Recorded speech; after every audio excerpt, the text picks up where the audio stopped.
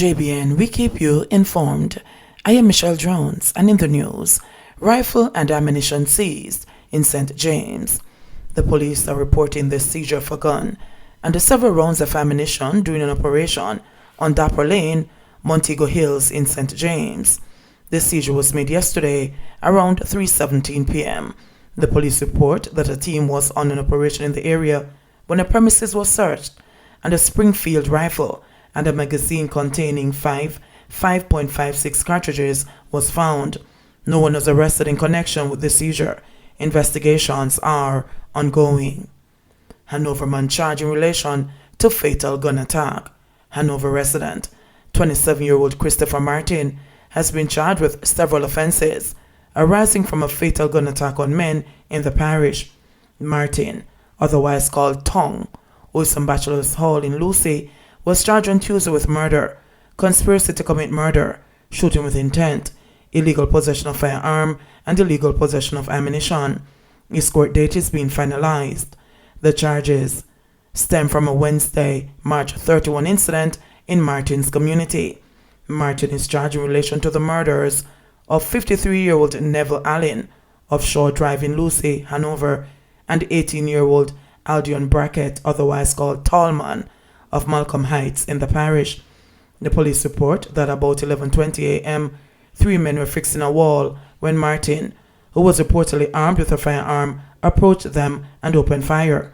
The police say Allen and Brackett were hit and taken to hospital, where Brackett died on arrival and Allen succumbed while being treated.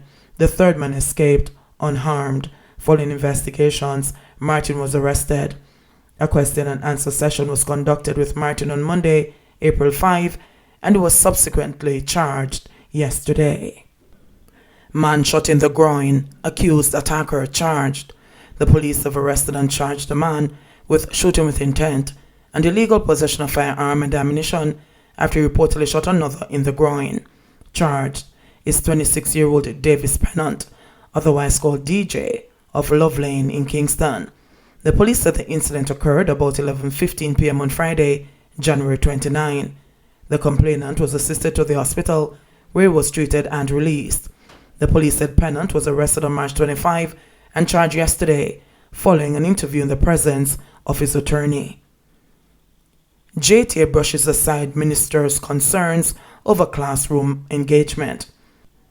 Jamaica Teachers Association, JTA President Jasford Gabriel has dismissed declarations from Education Minister Favour Williams of declining classroom engagement time with students. Gabriel said that he has received no reports of concern from school administrators about time on task. He said that beyond actual contact hours, teachers assumed roles and responsibilities that range from discipline to mentorship, to providing financial resources and other means of support. Teachers are engaged as their school timetables would dictate, and school administrators are charged with the responsibility of supervising this process and acting accordingly where concerns exist, Gabriel said on Monday. The union boss was responding to Williams' remarks during last week's annual JTA conference, during which she cited World Bank data. Teachers in Jamaica spent the equivalent of 2 out of 5 days per week in classroom management, and of the remaining 3 days, the entire class is engaged for only the equivalent of 1 day, Williams said, citing the study. I would like to know what are some of these off-task responsibilities that you have in the classroom that are taking you away from the most important thing that we're asking of you, which should be teaching.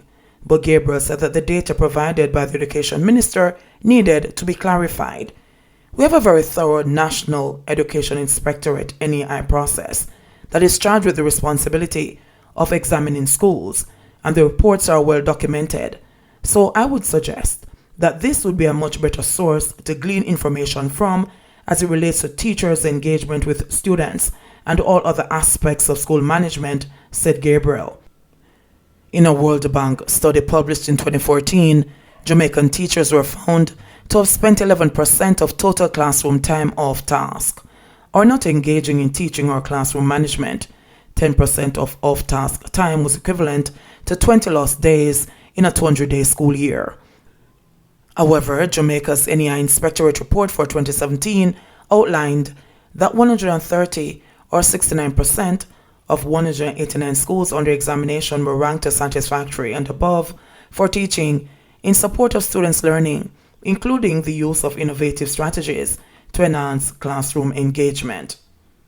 ZOZOs extended for further 60 days. The Zones of Special Operations, ZOZOs, in Denham Town, West Kingston, Mount Salem, St. James, Greenwich Town, and August Town in St. Andrew have been extended for a further 60 days. The House of Representatives yesterday approved 4 resolutions for the extensions, which were moved by Deputy Prime Minister and the National Security Minister, Dr. Horace Chang. He noted that the ZOZOs continue to provide a whole-of-government response to the social challenges facing the communities in which they operate. It has been strategically applied to reduce crimes while preserving life and respecting citizens' rights wherever it is declared in time. This principle would be applied across the island to all similarly challenged communities, he said. Dr. Chang noted that the ZOZOs have proven to be instrumental in securing the right to life for all citizens, building confidence in legitimate state structures, and re-establishing an overwhelming sense of citizenship instead of fear. Meanwhile, the National Security Minister informed that as at April 13, the murder rate in Jamaica was 4.3% ahead of the corresponding period in 2020. So far for April, 20% fewer murders have been reported than in April 2020. This downward tendency is welcome. I am mindful that it is a short time frame and therefore would not consider it a trend, but it is a result of some very hard work and commendable investigations by our police officers, Dr. Chang said. He further reported that there has been a significant decline in serious crimes with a marginal increase in shooting incidents. Rape is down by 47.5%, robbery 17.6%, and break-ins 27.3%. Within the ZOZO communities, there have been significant reductions in all incidents. From the inception, there has been a total of some 40 homicides, of which 36 took place in a single ZOZO, which we're now looking at and reviewing our strategy, both in terms of the socio-investment and how we operate the security zone. We expect we can take that community to the safe level as we have in other communities, Dr. Chang said. Jamaica records 130 new COVID cases, 10 deaths. 10 new COVID-19 related deaths brings Jamaica's virus death toll to 692 as the country recorded 130 new cases of the virus yesterday.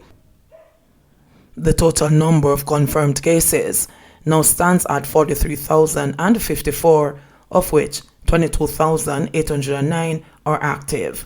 The Ministry of Health and Wellness said the deaths include 7 people from Kingston and St. Andrew, 4 women ages 16, 77, 71, and 98, and 3 men ages 70, 65, and 68.